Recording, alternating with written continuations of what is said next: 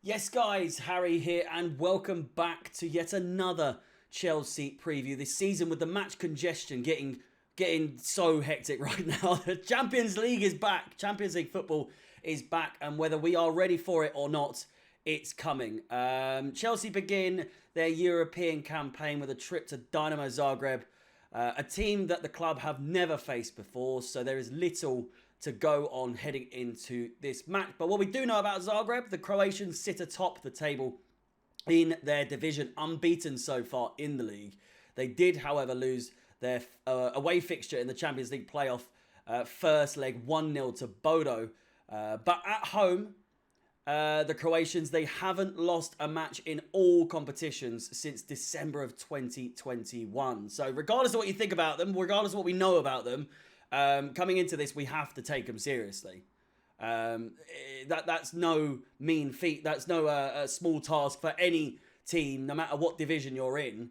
To go that long, it takes some doing. It really does. For Chelsea, on the other hand, we, of course, crashed out of the Champions League last year, having won it the year prior, as we all know, with late goals from Rodrigo and Benzema, after a strong fight back with goals from Mason Mounts and the late Rudiger and Timo Werner, who have since left the club. Will we have the same level of strength and fight in us this year? After all, we are somewhat of a club, a cup club, as of late, and it's games like this that will hopefully, if all goes well, give us confidence in other competitions throughout the season. If we do well in this, maybe it will spur us on to kick us up the arse a little bit and gain some consistency coming into other games in other competitions. The last 6 attempts at this cup we have had have resulted in a knockout in the round of 16 stage on 4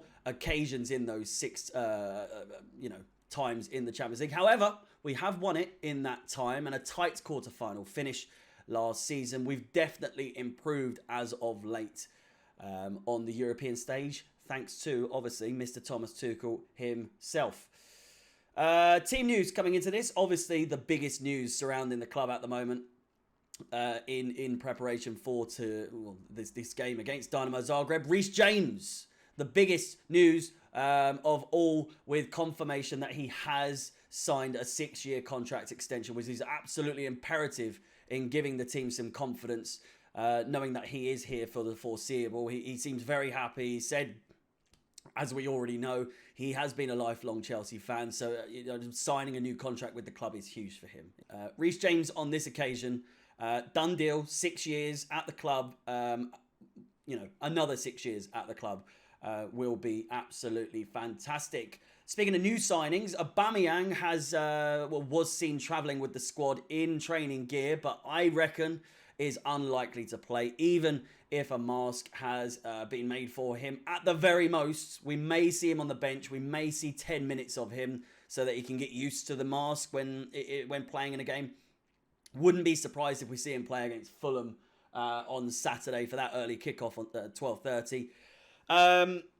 But, do we risk it? Again, depending on how you see Dinamo Zagreb, we've underestimated clubs already, myself included. Leeds, Southampton, obviously proving us wrong. West Ham nearly doing so, but they're a little bit further up in terms of quality. But in terms of this game, do we risk Aubameyang this early, or do we wait for him in games to come?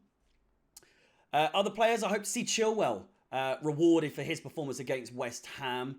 Obviously coming on, scoring, assisting, massive impact sub against in that London derby. Cucurella, a little bit erratic at times, a little bit clumsy, and not quite as consistent as he was in his first game or so.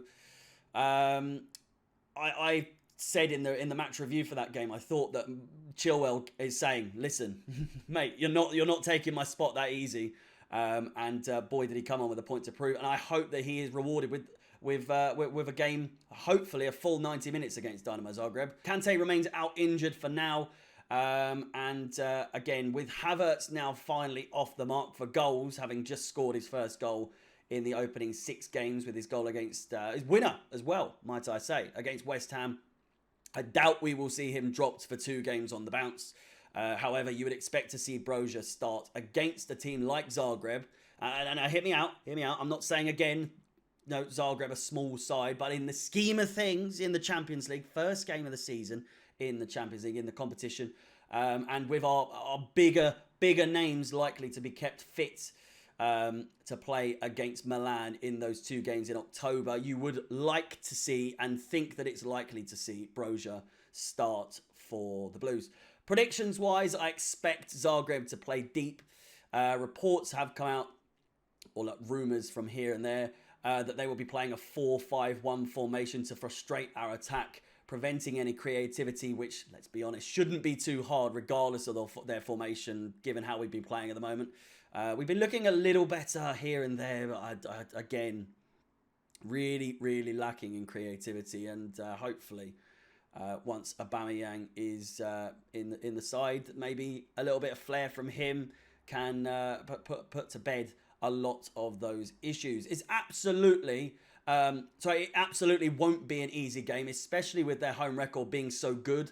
I'm not into, going into this thinking that it'll be a walkover, even more so because of our lack of consistency, like I was saying a little bit earlier, and with our last match ending a little fortunate with the whole VAR situation. I've looked at it back so many times, and I still think that it's very much an argument for a no foul.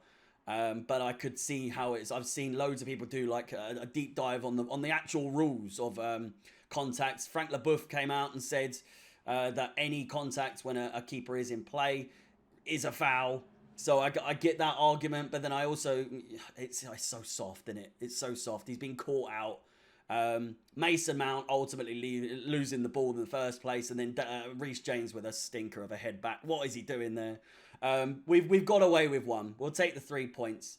So again, we were a bit fortunate there, but fortune is definitely something we have deserved lately, with our luck being so poor prior to the West Ham game. I wouldn't be surprised to see Mason Mount return to the starting 11. However, with obviously the contract talks going on surrounding him, you never know.